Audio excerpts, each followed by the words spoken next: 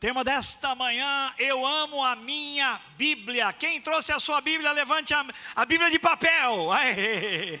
Agora quem trouxe a Bíblia eletrônica, levanta o celular aí. Aê.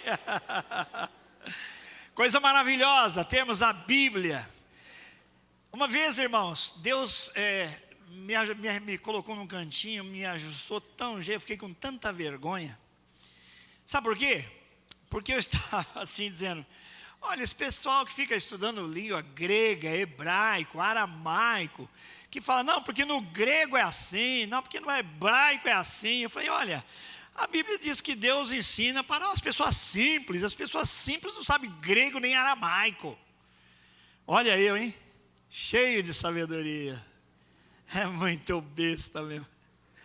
Aí Deus falou, interessante, né? Só não pensou uma coisa: a Bíblia simples que você está lendo foi traduzida por alguém que deu a sua vida inteira aprendendo grego, hebraico, aramaico. Ele traduziu para você, tá? Eu falei, tom. Então eu passei a respeitar mais pessoas que Deus levanta num propósito de trazer a palavra que saiu da boca dele até nós, das mais diversas formas. A Bíblia foi escrita num período de mais de 1.500 anos. Um homem vive 1.500 anos para começar um livro e terminá-lo só 1.500 anos depois? Não tem jeito. Mais de 40 pessoas foram usadas por Deus para escreverem a Bíblia. Agora você imagina, se você fosse escrever uma carta e parasse no meio da carta, para alguém daí 50, 70, 120 anos continuar a carta, e depois 2, 3, 4, 5 séculos, 8 séculos depois, outra pessoa continuará a carta. Você acha que haveria unidade nessa carta? Seria uma colcha de retalhos. Mas Deus é tão maravilhoso que na soberania, na condução de toda a eternidade, num período de 1.500 anos, aproximadamente 40 pessoas foram usadas por Deus. Tinha boiadeiro, tinha erudito, tinha poeta, tinha guerreiro, e todos eles foram levantados, inspirados e revelados pelo Espírito Santo, trouxeram o que nós temos hoje como a Bíblia. Diga, eu amo a minha Bíblia. Agora, nós vamos para o livro dos Salmos. O livro dos Salmos é um livro dos sentimentos. Tem razão, claro. Tem sabedoria, claro. Mas tem muito sentimento, porque o livro dos Salmos é uma coletânea de hinos, de poesia. Ao longo da história da igreja, os salmos são cantados. Há algumas igrejas de algumas tradições mais clássicas que inclusive não cantam nada a não ser os salmos e trechos bíblicos completos, porque eles querem ter a certeza de que só cantarão aquilo que foi de fato inspirado por Deus. O livro dos Salmos é um saltério, é um inário. Dentre os muitos cânticos que ali existem, existe também sentimento de menos-valia. Eu não sou ninguém. Como tem sentimento de gente que está muito próxima de Deus, dizendo assim: não importa quem é o meu inimigo, pois o Senhor está do meu lado. Não importa quem não me ouça, porque os ouvidos do Senhor estão inclinados para ouvirem o meu clamor. Glória a Deus. Sentimentos. Você sabe que René Descartes, um dos filósofos conhecidos, francês, ele passou um princípio que rege até hoje o pensamento filosófico. Descobrindo ele na sua produção filosófica, ele disse assim: será que eu sou eu? Será que eu estou aqui? Será que você está aqui? Será que nós estamos aqui ou nós imaginamos que estamos aqui? Coisa assim para a gente ficar meio doido, né?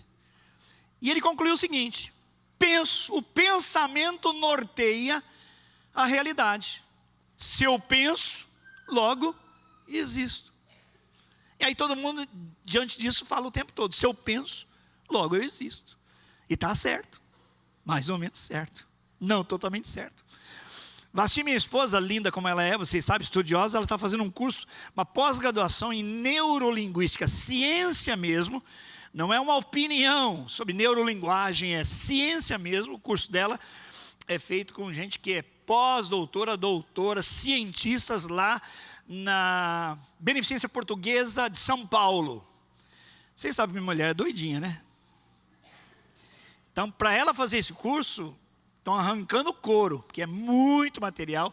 Toda semana são 2 noites em claro, estudando para as provas e para as coisas, para as tarefas todas. Mas ela vai me ensinando, eu vou aprendendo. E eu falei: Senhor, muito obrigado pela esposa que me deste, porque ela estuda e eu aprendo, entendeu? Então, por exemplo, foi ela quem me disse, ela quem me ensinou, que à luz da experiência científica, não estou falando de opinião, de filosofia, porque a filosofia lida com a razão primeira das coisas através do raciocínio. Mas a neurociência, como ciência se estabelece pelo princípio científico de análise, repetição dos fatos, é aquilo que você põe lá no microscópio, testa 1 ou 2 vezes na mão de 1, 2 ou 3, aqui ou lá, sob controle, e dá o mesmo resultado. Isso é ciência. À luz da neurociência, Descartes está furado.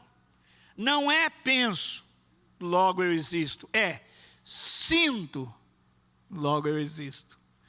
Isso é demais, hein, gente? Isso muda muita coisa. Aí você vai entender o bebezinho. Quem tem um bebezinho de 1 semana aí? Levante a mão. 2 semanas, 3 semanas, 1 mês. Quem tem um bebezinho de 1 mês? 2. Isso, aí, ó. É isso aí. O bebezinho pensa. Ou ele não pensa, ou ele sente.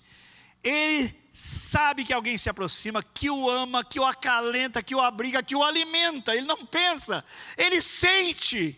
E quando ele puder falar, você vai entender que primeiro ele sentiu, depois ele pensou. Deu para entender? Por isso é que eu queria chamar a sua atenção para esse apelo aos sentimentos dos salmistas. Ele com certeza dialoga consigo mesmo e no desespero ele fala: por que estás abatida, minha alma? Ele fala na terceira pessoa: por que estás abatida, ó minha alma? E aí ele diz: creia em Deus. Deus nunca falhou, Deus sempre esteve presente na história. Olha para tudo que Deus já fez e não desista de continuar crendo. No dia da angústia eu clamarei ao Senhor, porque o Senhor diz: no dia da angústia clama a mim, eu te responderei e te mostrarei coisas grandes. No dia da angústia você clama: eu o livrarei e tu me glorificarás. Então as verdades que procedem da boca de Deus, elas se tornam sentimentos em nós, mas não só sentimentos, porque nós cremos pela razão que o universo todo, Salmo número 19 diz que toda a linda criação que nós temos, que os maiores e melhores equipamentos, telescópios não enxergam ainda, foram todos criados por Deus pela palavra do seu poder. Deus disse: haja, e eles apareceram. Aplauda o Senhor. E o homem fica cheio de topetinho, querendo entender a Deus. E principalmente na pós-modernidade, na época que nós vivemos, quando, bem, a verdade não é bem a verdade, é a sua verdade, né? E então se ele se sente assim, vamos respeitar o que ele se sente. Tá bom, eu me sinto Napoleão. Não, eu me sinto o cara mais rico da terra. Aumentou minha conta do banco? Idiotice. História para boi dormir. Não, eu sinto que a lei da gravidade não vale mais. Então tá bom, bonitão. Sai aí e anda uns 5 metros depois do 5º andar. A palavra de Deus ela não opina, ela ensina. A palavra de Deus não é uma mera opinião, ela é o testemunho da verdade que foi proferido pela boca de Deus. Jesus foi tentado 40 dias no deserto, você lembra disso? E o evangelista Lucas deixa muito claro. Primeiro, ele foi conduzido pelo Espírito ao deserto. Segundo, ele estava cheio do Espírito durante a tentação. Terceiro, como que ele venceu a tentação? Usando a palavra. Ele diz: está escrito, não só de pão viverá o homem. Então, cheio do Espírito, com a palavra de Deus na mente, no coração, você e eu, à luz do ensino e da experiência de Jesus, vamos vencer toda a tentação em nome de Jesus. Diga glória a Deus. O diabo é tão sem vergonha, ele é tão sujo, que as propostas que ele faz na minha mente, na sua, a gente fica vermelho de vergonha só de pensar em pensar o que o diabo sugere na nossa mente. E eu me sinto um lixo. Falei, meu Deus, o que é isso que eu estou pensando? Mas eu sei que até o Senhor Jesus foi submetido a testes impróprios. Olha só se faz sentido o diabo desgraçado chegar para Jesus e dizer: eu te darei tudo se prostrado me adorares. Jesus, cheio do Espírito Santo, com a palavra na mente e no coração, diz: está escrito, somente ao teu Deus adorarás e a Ele prestará culto. Sai em nome de Jesus. Deu para entender? Essa é a Bíblia, é a palavra de Deus revelada, guardada para nós. Então Deus levantou ao longo de 1500 anos mais de 40 pessoas, e não só elas que escreveram a palavra que foi revelada. Revelação, o que é revelar? É tirar o véu. Quem se lembra da fotografia antiga, você batia, quando não queimava tudo, porque estava alguma coisa errada, você chegava lá, maior expectativa. As fotografias do meu aniversário, da lua de mel, tudo queimado, que desespero. Então você mandava e via na fitinha o negativo, e depois à luz o revelado. A palavra revelação é exatamente isso. Aquilo que estava oculto, que você não discerniria, não teria condições de enxergar, o Espírito Santo tirou o véu e revelou para você agora ser iluminado para enxergar a revelação. Diga glória a Deus. Não, quero glória a Deus batista. Está bem ensaiado. Vamos lá, 1, 2, 3. É desse jeito. Irmãos, a palavra mexe comigo. Eu amo a minha palavra. Eu amo a palavra de Deus. O salmo maior dentro desse saltério é o salmo de número 119. Tem 176 versículos. É um grande poema, é um grande cântico. E ele está dividido em 22 partes, 22 perícopes, 22 estrofes. Esse falando de literatura poética. Por que 22? Porque é um acróstico. Mesma coisa se você fosse, vamos fazer um versículo só que começa com A. Amém. Esse é fácil. Aleluia. Com G, glória a Deus. Então, os 22... as 22 estrofes correspondem às 22 letras do alfabeto hebraico. Olha o capricho de Deus de fazer literatura. Não só cada estrofe está bem dividida segundo o alfabeto, como em cada uma dessas partes, seções, estrofes, perícopes, há 8 versículos. Diga glória a Deus. Diga, Deus é caprichoso. Não, fala forte aí. Deus é caprichoso.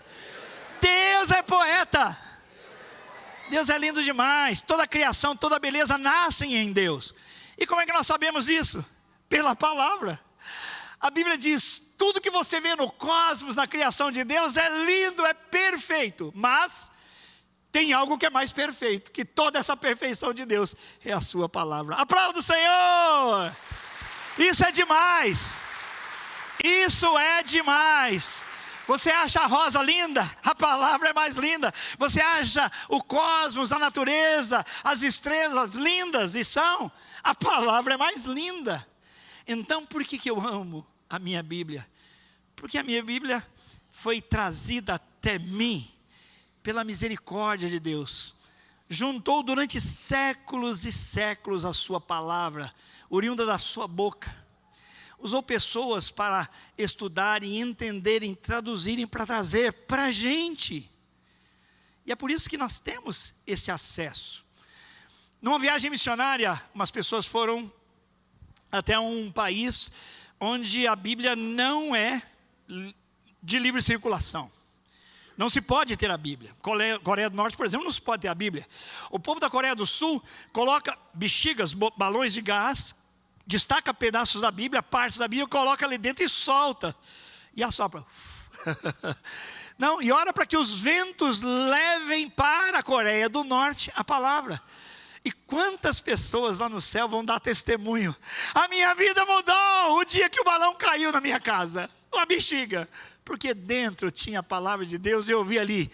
Porque Deus amou o mundo de tal maneira que deu seu Filho unigênito, para que todo aquele que nele crê não pereça, mas tenha a vida eterna. Eu entendi. Deus me ama. Nós vamos ver milagres assim. Eu estive nessa semana, sexta até ontem, falando e participando da conferência dos Gideões Internacionais. Você viu no culto aqui, ministério lindo, mais de 120 anos, mais de 200 países, 109 traduções diferentes em idiomas e dialetos. E a gente só ouve histórias lindas. Por exemplo, no final da assembleia deles, eles faziam um jantar para os pastores. Assim terminou ontem. Qual é a última ação que eles fazem? Uma grande roda, um grande círculo para cantarem benditos laços são os do divino amor. E aí chamam os garçons do estabelecimento e dão um Novo Testamento para eles. Quem estava sentado do meu lado falou: pastor, há 20 e tantos anos atrás, não me lembro, ela falou assim: eu participei disso lá em Porto Alegre. Fizemos a roda, cantamos e aí demos um Novo Testamento para um moço, o garçom. Anos depois a gente foi ouvir a história desse garçom. Estava envolvido com drogas, desrespeitando seu pai, tentando bater no pai, aquela luta toda em casa, o pai o expulsou de casa. Ele estava em situação de rua, mendigando, quando um amigo falou assim: escuta, vai ter um evento aí e precisa de garçom, você não quer ir lá? Ele falou: meu, não tem nem roupa. Ele falou: não, eu te arrumo roupa. Então o amigo preparou, entre tantas coisas, né, todo o preparo para aquele homem que estava em situação de rua, fosse gravatinha, borboleta, tal, ser garçom. No último evento, agora nós queremos dar um Novo Testamento para cada garçom. Ele recebeu e foi para casa. E quando ele começou a ler, o Espírito Santo usou a palavra de Deus para falar o coração daquele moço. Ele se achou. Ele estava perdido na vida, se encontrou lendo aquele Novo Testamento pequenininho. Voltou à vida normal, começou a estudar, passou para a medicina e agora era médico, exaltando a Deus, dizendo: onde eu estava e onde eu estou. Por quê? Porque Deus me ama e enviou para mim a palavra dele. Aleluia! É isso aí, irmãos. Aqui na nossa igreja tem um dos Gideões que falou para mim que mais de 30 anos passados, ele estava... E ele diz: sabe por que eu me tornei um Gideão? Um distribuidor da palavra? E a minha mulher auxiliar? Porque eu era professor numa escola.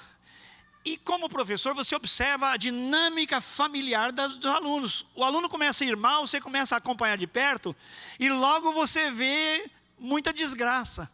E havia uma situação, eu não vou entrar em detalhes aqui, mas por cima de uma mulher que deixou o marido e foi embora, e deixou o marido com 3 crianças, uma de uns 12 anos, uma menorzinha e um bebezinho. E a filha mais velha levava o bebezinho para a mãe amamentar, e a mãe não sequer recebia. Quer dizer, além de abandonar, não queria amamentar o próprio filhinho. Então aquela criança começou a ir de mal a pior na escola.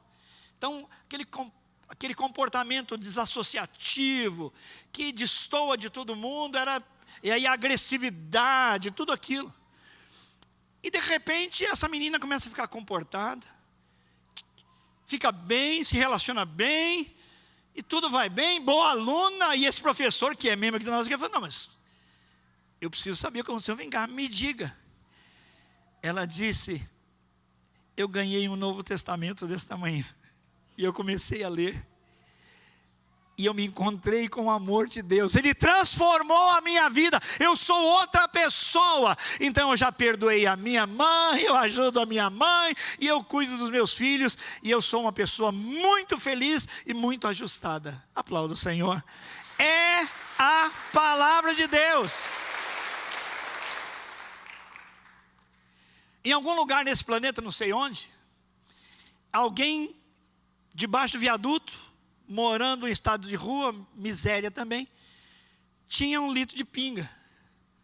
E aí o pessoal que está nessa situação, de vez em quando troca os favores, né? Eu compro a pinga, reparto a pinga. E só que no litro de pinga, eles não tinham rolha. E o camarada viu que tinha uma rolha diferente. Essa rolha está diferente, tem umas coisinhas escritas.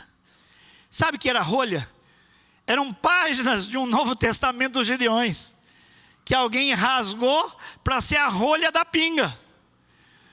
E aquela pessoa bebendo pinga achou curioso e abriu com aquelas letrinhas pequenininhas e começou a ler ali. E ali se encontrou com Jesus debaixo do viaduto, tomando pinga. Diga glória a Deus, Deus é maravilhoso. O cara queria pinga e ganhou água da vida. Aleluia! Quem crê em mim, águas fluirão do seu interior. Jesus falou para a mulher samaritana. Gente, tudo essa introdução, não comecei o sermão, tá? Falou para a mulher, aquele que crê em mim, aquele que vier a mim, ele vai ganhar dentro de si e vai se tornar uma fonte que jorra para toda a eternidade. É maravilhoso. Tudo isso nos ajuda a entender o valor da palavra de Deus e amar a palavra de Deus. Agora vamos para o Salmo 119, versículos 97 a 104. São 8 versículos e nós vamos ler na nova versão internacional. Como eu amo a tua lei. Repete comigo. Agora com expressão, põe no coração. Como eu amo a tua lei. Medito nela o dia inteiro. Os teus mandamentos me tornam mais sábio que os meus inimigos, porquanto estão sempre comigo. Os mandamentos. Tenho mais discernimento que todos os meus mestres. Por quê? Pois medito nos teus testemunhos. Tenho mais entendimento do que os anciãos. Por quê? Pois obedeço aos teus preceitos. Olha só. Afasto os pés de todo caminho mau. Para quê? Para obedecer a tua palavra. Não me afasto das tuas ordenanças. Por quê? Pois tu mesmo me ensinas nessas ordenanças. E aí ele respira de novo e diz: como são doces para o meu paladar as tuas palavras, mais que o mel para a minha boca. Ganho entendimento por meio dos teus preceitos, por isso odeio todo o caminho de falsidade. Aleluias. O tema central desta estrofe de 8 versículos é a expressão: como eu amo a tua lei. É uma expressão de intimidade, é uma expressão que revela intensidade. Não é só eu amo a tua lei, é como eu amo, quanto eu amo a tua lei. Minha pergunta para você: esse é o seu sentimento sobre a palavra de Deus? Num país, uma turma foi fazer visita missionária, uma viagem missionária, e lá não se podia ter a Bíblia. E aí alguém disse assim: mas escuta, é verdade que lá no Brasil vocês podem ter acesso à Bíblia assim? É. Mas é verdade que tem gente que tem mais de uma Bíblia? Fala, sim, claro. Tem gente que tem 4, 5, 6, tem gente que coleciona a Bíblia. E aquela pessoa se emocionou e falou: ai meu Deus, como seria fantástico se a gente tivesse a Bíblia. Vocês devem amar muito a Bíblia, né? E aí ouviu-se: crê, crê, crê, crê. Por quê? Ter muitas Bíblias em casa não diz que a gente ama a Bíblia, mas que a gente possui exemplares diferentes da Bíblia. Vamos pedir que Deus nos dê hoje um motivo novo para ir às Escrituras, para amar as Escrituras, para nos apaixonar pelas Escrituras, e para que esse Deus apaixonado em nós continue essa obra que Ele começou em nós até o dia de Cristo, nos tornando pessoas muito fortes em conhecer e em obedecer a palavra de Deus. A minha proposta aqui é: eu amo a minha palavra, eu amo a minha Bíblia, eu amo a palavra de Deus. Eu vou extrair daqui 3 grandes resultados que eu tenho por causa desse amor. Primeiro, versículo 97. Eu tenho a melhor companhia o dia todo. Por que eu amo a lei do Senhor? Por que eu sou apaixonado pela lei do Senhor? Porque ela é minha companhia, a melhor companhia o dia inteiro.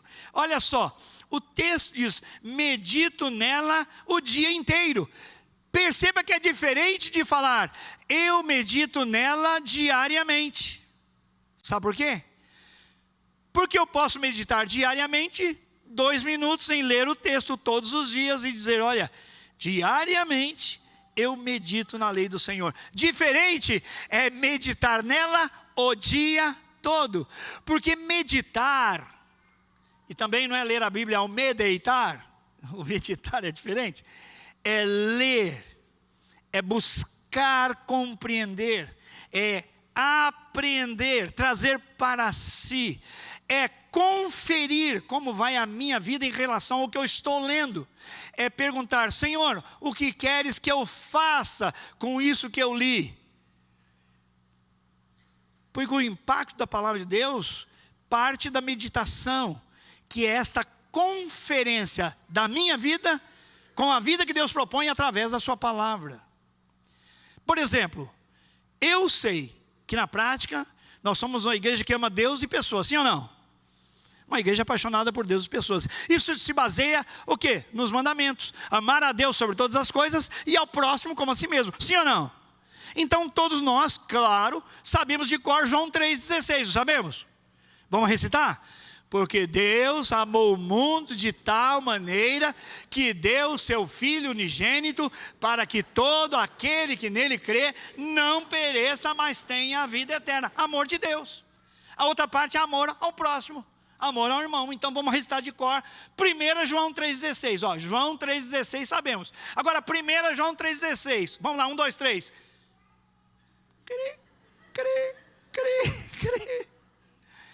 Pegadinha, né, pastor?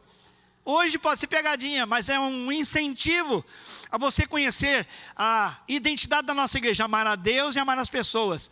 No João 3,16, o amor de Deus. 1 João 3,16, nisto conhecemos o amor. Cristo nos amou e deu a sua vida por nós. Nós devemos dar a nossa vida pelos nossos irmãos. Ai. Então aí tem implicação séria, sim ou não?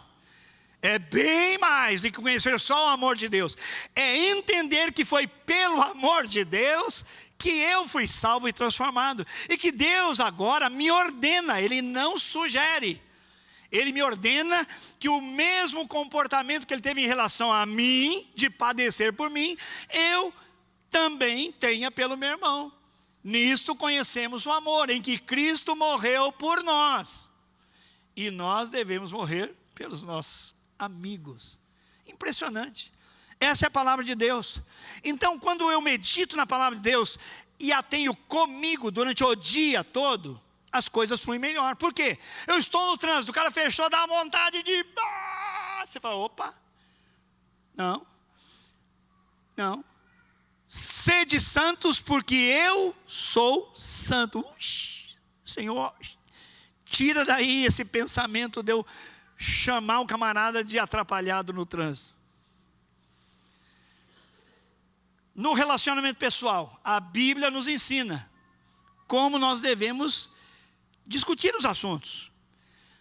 Provérbios diz o quê? Porque a palavra dura provoca briga, mas a palavra mansa desvia a raiva.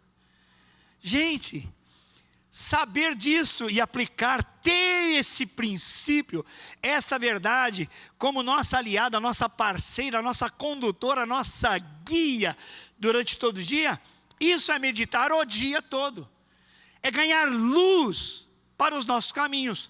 Lâmpada para os meus pés é a tua palavra, e luz para os meus caminhos. No tempo em que o Salmo foi escrito, não havia luz que clareava muito, era só um passo à frente. Por isso que muitas vezes Deus só revela a vontade dele passo a passo. A luz para o caminho é para o próximo passo. Isso nos faz ver que precisamos amar a palavra de Deus e como resultado vamos ganhar essa companhia maravilhosa, protetora, instruidora, que nos aconchega, que nos alimenta, que nos abençoa. Isso lembra o Salmo número 1, feliz aquele que medita de dia e de noite. O texto diz, a pessoa que faz isso, tem o seu prazer na lei do Senhor e na sua lei medita de dia e de noite. Pois será como a árvore plantada junto a ribeiros d'águas, a qual dá o seu fruto na estação própria e cujas folhas não caem. E tudo quanto fizer prosperará. Diga, eu recebo. Então, medita dia e noite. Faça da palavra sua companheira. Segundo resultado, eu tenho ganhos incomparáveis. Versículos 98, 99 e 100 mencionam algumas coisas importantes. Fala da sabedoria, do discernimento, do entendimento, fala 2 vezes. E fala de ensino. Tudo isso numa palavra, eu perguntei, Senhor, é muita coisa. Tudo isso reunido o que é? E aí, eu recebi uma resposta. Não foi do céu, foi do computador mesmo. Do ChatGPT. Ele falou assim, sapiência. E aí eu fui pesquisar. E é mesmo. Sabedoria, mais discernimento, mais ensino, mais compreensão. Tudo isso dá-nos um conhecimento, um saber muito mais amplo e muito mais completo. Esse é o ganho que você tem quando você ama a palavra e quando você medita na palavra. Sabe por quê? O texto revela, você se sobressai, o teu ganho é incomparável com quem? Com o inimigo, com o mestre e com o ancião. Obviamente os salmistas tinham inimigos belicosos, de guerra mesmo. Então é normal você ouvir o salmista dizendo, Senhor, salva-me, mas o meu inimigo, o Senhor arranca a cabeça dele. Você fala, meu Deus, que ruindade, esse cara está parecendo tão crente quando fala que te ama, uma maldade dessa, gente. Cada coisa a seu tempo. A revelação da própria personalidade de Deus, ela é progressiva. Isso a teologia chama de revelação progressiva. A gente tem que entender o que o salmista tinha de conhecimento de Deus àquela altura, para poder escrever. Aquele salmista ainda não tinha lido o Novo Testamento, tá? Onde Jesus diz, olha, vocês ouviram, vai de igual para igual com o seu inimigo, mas eu vou dizer o seguinte, não, vocês amem os seus inimigos e abençoem os seus inimigos. Então, você vai para as páginas do Novo Testamento e começa a compreender o Velho Testamento. Por isso você entende essa linguagem belicosa, de briga do salmista. Ele está declarando, Senhor, eu creio em Ti, livra-me, acaba com o meu inimigo. Então, a gente vê que ali havia inimigos factuais. Mas para o nosso dia a dia, e para mim, eu não tenho alguém que queira arrancar minha cabeça, um inimigo. Pelo menos que eu conheça. Reticências. Há um sistema. A Bíblia diz que o mundo jaz no maligno. E tem gente que tem muito prazer no maligno, em fazer o que o maligno quer. Torcer a verdade, fake news, não é? E por aí afora. Mas eu conheço 3 inimigos muito próximos de mim, que a Bíblia revela. O diabo, número 1. O mundo, número 2, o sistema do mundo. E terceiro, a carne. E a Bíblia não está se referindo a churrasco, irmão, com problema de colesterol, não. O inimigo aí é a carne, minha natureza humana. Sabe por quê? O diabo já está derrotado e eu sei o fim dele, eu sei que ele vai lutar até quando der, porque ele sabe que os dias estão acabando. Esse eu conheço. O mundo também. O mundo valoriza o luxo, o prazer, o pecado. É isso que o mundo evangeliza, por assim dizer. Essa é a prática do mundo. Mas a carne, essa sou eu. E essa eu entendo, esse inimigo eu entendo, quando eu leio Romanos capítulo 7. A lei da carne contra o espírito. Porque o bem que eu quero fazer eu não consigo, mas o mal que eu não quero, que eu condeno, esse eu pratico. Miserável homem quem sou, não dá para entender. Quem me livrará do corpo dessa morte? Que na linguagem de Paulo significa, eu estou com um cadáver nas minhas costas. Porque na lei romana, uma das possibilidades de morte, de condenação à morte, era o assassino, o homicida, ter amarrado no seu dorso, nas suas costas, o defunto. Já imaginou quem morreu ter que prender o defunto e deixar o defunto apodrecer nas suas costas? É mais ou menos essa ideia que Paulo tem quando diz, quem me livrará do corpo dessa morte? E a Bíblia, e o próprio Paulo pelo Espírito dá a resposta, graças a Deus por Jesus Cristo. Aplauda o Senhor. Isso é maravilhoso. Isso é maravilhoso. Então nós temos em Deus estes ganhos maravilhosos. Ao andarmos com as Escrituras, nós somos mais sábios que os inimigos. Por quê? Porque os mandamentos estão sempre comigo. Por isso não basta ler, tem que aplicar na vida, no dia a dia, os princípios. Assim que eu fico mais esperto que os meus inimigos. Mais discernimento, saber o que é o que, discernir entre o bem e o mal, mais do que os meus mestres. Não desqualifica os mestres, mas diz que quando eu ando com o Senhor, eu ganho incomparavelmente mais conhecimento a ponto de saber melhor do que os meus mestres. Por quê? Pois medito nos teus testemunhos e tenho mais entendimento que os anciãos. Por quê? Pois obedeço aos teus mandamentos. Na circunstância do salmista, quando ele fala do ancião, as cidades eram cidades-estado, às vezes cidades pequenas, tinha uma entrada, era toda murada para a proteção de todos que ali habitavam, e na entrada havia um lugar onde se assentavam os anciãos, as pessoas nobres, reconhecidas pela comunidade como pessoas de sábio entendimento.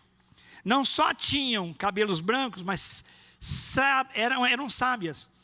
E então as causas eram levadas para esses sábios, para esses anciãos discernirem. E o texto está dizendo, quando eu caminho, quando eu medito, quando eu tenho guardado em mim, todo dia, durante o dia todo, a palavra, eu tenho mais entendimento do que esses anciãos. Gente, isso é demais. Qualquer jovenzinho pode ser mais habilitado do que o seu mestre, do que o seu inimigo e do que os sábios. Aliás, tem sábios que são tolos. Uma vez, história verídica, um professor de jovens, lecionando, por jovens muito tempo, recebeu um jovem particular, falou, professor, eu queria que o senhor me desse uma dica. Estou passando por um problema. Tem uma mulher casada dando em cima de mim. Ele falou, você é bonitão, aproveita. Estou te falando de alguém que estava ensinando a Bíblia. Era alguém experimentado.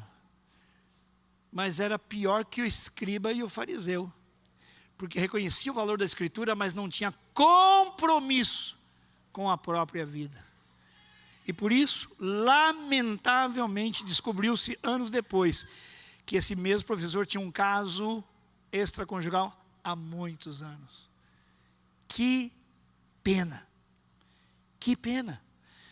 Mas se eu amo a lei do Senhor, se eu tenho a lei do Senhor comigo, como companhia diuturna, eu ganho em sapiência, discernimento, sabedoria, entendimento, ensino, mais, incomparavelmente, com a relação aos anciãos, inimigos e os mestres. Para concluir, o terceiro resultado está nos versículos 101 a 104. Olha só, aí tem afastar-se, afastar é tomar distanciamento, e tem apegar-se, é buscar a aproximação. 101, afasta os meus pés de todo caminho mau. Repete, caminho? O que é mau? Caminho. Me apego às tuas ordenanças, pois tu mesmo me ensinas. Agora o que eu ganho com isso? Ganho entendimento por meio dos teus preceitos, e por isso odeio o quê? Todo caminho de falsidade. Você viu caminho e caminho? Caminho mau, caminho da falsidade? Está falando dos caminhos da vida. Todos nós entramos por caminhos. E a Bíblia diz que há caminhos que parecem bem aos nossos olhos, plural. Mas o fim deles, plural, é caminho de morte, singular. Muitos caminhos podem levar a Roma, mas o único caminho que me leva a Deus é o caminho que passa por Jesus Cristo. Eu sou o caminho, a verdade e a vida. Ele é o Logos de Deus, Ele é a palavra de Deus. E nós temos aqui ensino para valorizarmos a palavra de Deus, amarmos a palavra de Deus, guardarmos a palavra de Deus e aplicarmos a palavra de Deus. Se queremos vidas transformadas, precisamos. Por isso, o que eu aprendo aqui? É que eu tenho sucesso na vida.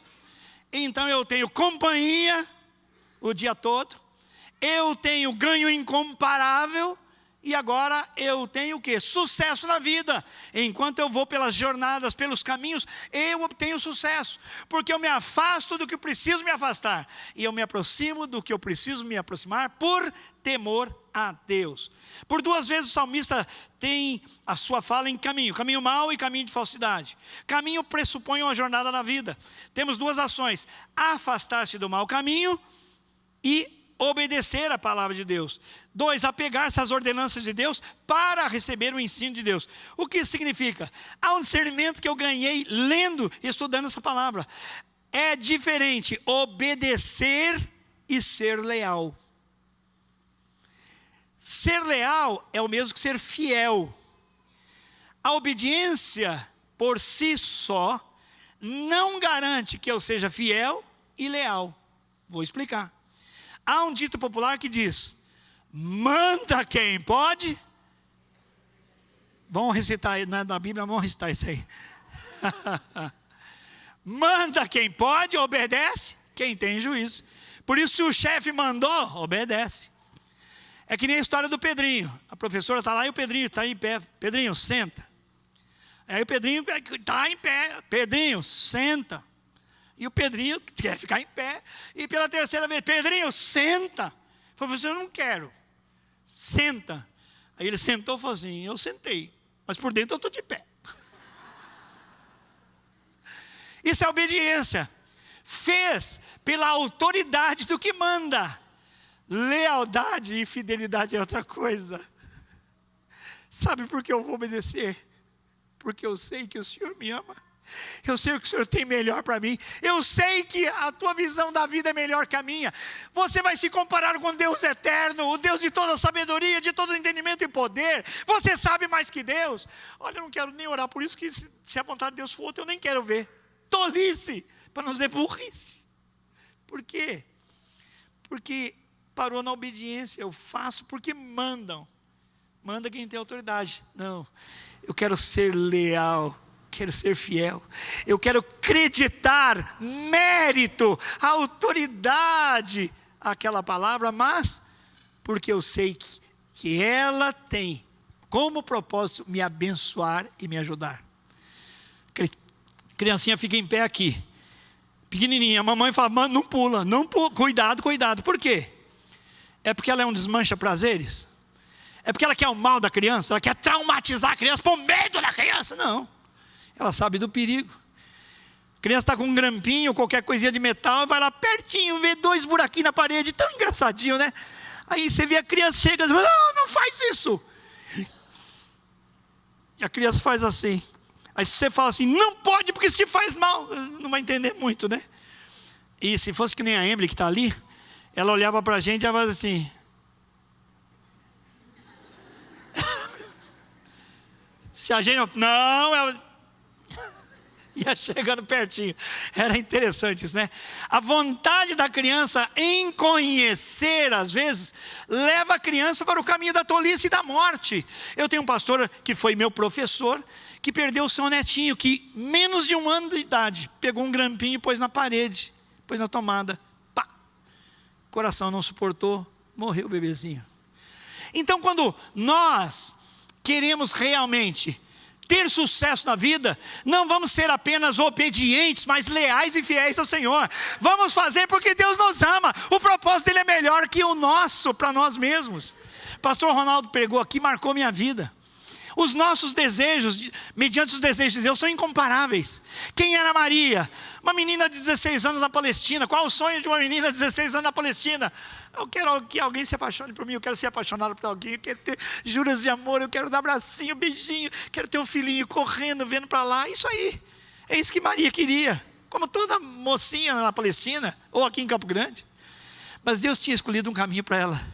Tu és agraciada, tu és a mulher mais agraciada dentre todos, porque de ti sairá aquele que remirá o seu povo dos seus pecados, de ti nascerá o Salvador. Glória a Deus.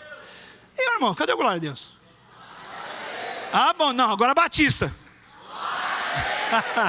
É assim, irmãos. Por isso é que o texto está dizendo que nós vamos ter sucesso à medida que conhecermos, meditarmos e aplicarmos a palavra de Deus na nossa vida. Para concluir, que eu já estou atrasado 5 minutos, a conclusão que eu tenho para propor para você é a seguinte: no versículo 97 eu tenho o ponto central, a exclamação: ó, como eu amo a tua lei, afetiva. Mas no versículo 103 eu tenho a conclusão, que qual é? Como são doces para o meu paladar as suas palavras, mais do que o mel para a minha boca. Isso chama-se prazer. Não é verdade, quando você come uma coisa gostosa, você fala, que maravilha, né, pastor Eli? Pastor Eli, ele é chegado, ele gosta dessa parte aí, ó. Ele e eu um dia fizemos um estrago, nós quase fechamos a churrascaria. Mas irmãos, a gente conclui em ter prazer. Esse é o alvo maior e mais profundo. É amar o Senhor e todas essas coisas serem recheadas com o prazer de conhecer a Deus na intimidade, na intencionalidade e no governo dele sobre a nossa vida. Eu chamei isso aqui de operação boca a boca. Você vai entender por quê, não apareceu no texto. Mas lembra que a palavra é o que vem da boca de Deus, sim ou não? Não só de pão viverá o homem, mas de toda a palavra que procede da boca de Deus. Então a Bíblia vem da boca de Deus. E o texto está dizendo que ele tem muito prazer, por quê? Porque a palavra de Deus é como o favo de mel na sua língua. Então é de boca para boca, da boca de Deus que dá a palavra, e da boca quem recebe e se delicia, aleluia! Operação boca a boca. Nas operações de salvamento acontece boca a boca, né? Tem gente que está infartando, ou está se afogando, ou qualquer tipo de perigo. Chega uma hora que alguém mete a boca e faz respiração boca a boca para salvamento. A palavra de Deus faz isso conosco. Quantos foram salvos pela palavra? E eu quero ser salvo sempre pela palavra. Mas tem um exemplo da natureza que é diferente. É o boca a boca e o bico a bico. Sabe o quê? Já viu o passarinho? Você fica olhando a mamãe passarinho, né? Ela vai lá, busca um inseto, ou busca uma plantinha, alguma coisa, e o filhotinho está lá assim, maior que a cabeça, a envergadura do bicão. E a mamãe, então, regurgita ali e faz a operação bico a bico. Da boca para a boca. Ali é até salvamento, mas ali o que é? É alimentação, é cuidado, é provisão. Que a palavra de Deus venha da boca do Senhor para mim e para você, para socorrer e para proteger, para alimentar e nos dar crescimento em nome de Jesus. Amém? Para terminar uma história verídica, um jovenzinho saiu de uma cidade bem pequena, da roça, e foi para a cidade grande. E quando ele viu aquela cidade, ele falou, uau, isso aqui é terrível. Mas ele suportou todo tipo de luta, ele não desonrou a Deus, ele persistiu, conseguiu se estabelecer bem na vida, teve sucesso na vida, se tornou uma pessoa muito benquista, se tornou um médico, e além disso, bastante abastado em termos de dinheiro, ficou muito próspero. E aí perguntaram para ele, mas olha de onde você veio, e onde você chegou. Conta para nós o segredo, dá um curso, põe na internet e vende aí, faz um lançamento. E ele disse, o sucesso veio da boca da minha mãe. Como assim? Eu estava lá na roça para sair, a minha mãe chamou e falou assim, filho, você vai fazer um compromisso comigo e com o Senhor. todo santo dia. Você vai ler a Bíblia e você vai andar de acordo com a palavra de Deus. Isso vai proteger os seus caminhos, isso vai livrar você e vai fazer você prosperar. E aquele homem já bem feito na vida, cheio de sucesso, reconhecimento, disse: que bom ter uma mãe com uma boca que tinha na boca a palavra de Deus. Tudo que vem de Deus é para nossa alegria, nosso entretenimento, nosso júbilo, nossa proteção, e Ele quer nos dar vida. Para terminando, fica até em pé, porque senão eu vou embora. Todos nós nos preocupamos com os nossos filhos, sim ou não? Então, boa educação conta muito, sim ou não? Assistência médica, quanto possível, cuidado, tudo bom. E a gente pensa em deixar uma herança para os filhos. Só que tem uma diferença entre herança e legado. Herança é o que você deixa para os seus filhos. Legado é o que você deixa nos seus filhos. Tem gente que é pobre de marré, mas fez os seus filhos ricos, porque investiu na eternidade deles. Não negligencie a educação dos seus filhos na fé, porque a escola não vai levar os seus filhos para o céu. O curso profissionalizante não vai levar o seu filho para o céu. Muitas dessas práticas poderão até levá-lo para o inferno, mas a palavra de Deus vai levá-lo para o céu. Então invista na vida dos seus filhos. O nosso Ministério Infantil, o MINI, está processando, vai elaborar um programa onde vai perguntar para você: você tem filho entre tal e tal idade? Tenho. Você já levou seu filho a Cristo? Sim ou não? Não. Queremos ajudar você. Não queremos ter a tristeza de um dia ouvir: eu me converti na igreja quando o pastor pregou. Não. A alegria vai ser: eu me converti, minha mamãe me levou a Cristo, meu pai me levou a Jesus.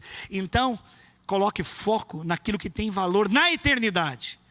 Deixar estudo, educação, dinheiro, propriedade para os filhos é muito bom, mas ele pode ser podre de rico aqui e morrer para o inferno. Aqui ele vai viver 100 anos no máximo. Lá ele vai viver por toda a eternidade, ou vai viver morto, ou vai morrer por toda a eternidade.